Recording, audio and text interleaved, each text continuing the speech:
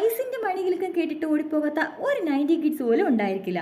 അപ്പം ആ ഐസ് നമുക്കൊന്ന് ഉണ്ടാക്കിയെടുത്താലോ? നമ്മളുടെ മക്കൾക്ക് നമുക്ക് വളരെ ഹെൽത്തി ആയിട്ട് തന്നെ ഉണ്ടാക്കിയെടുക്കാൻ പറ്റും. ഈ ചൂടുകാലത്ത് തണുപ്പിക്കാൻ പറ്റുന്ന ഏറ്റവും നല്ല രീതിയിൽ ഒന്ന് ഉണ്ടാക്കിയെടുക്കാം. അതിന് വേണ്ടിയിട്ട് ഞാനിവിടെ ആകെ 4 ഈർക്കലും 4 പേപ്പർ ഗ്ലാസ് മാത്രമാണ് എടുത്തിരിക്കുന്നത്.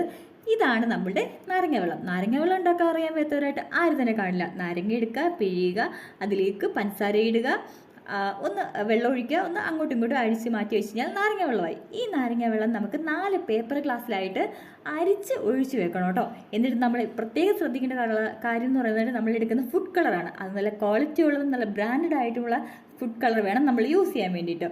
കാരണം നമുക്കിത് മക്കൾക്ക് കൊടുക്കാനുള്ളതല്ലേ, അതുകൊണ്ടാണ് കേട്ടോ.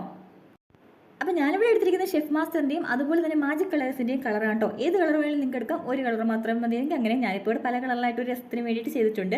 ഒരു മഴവില്ല് പോലെ തോന്നിക്കുന്നു കേട്ടോ.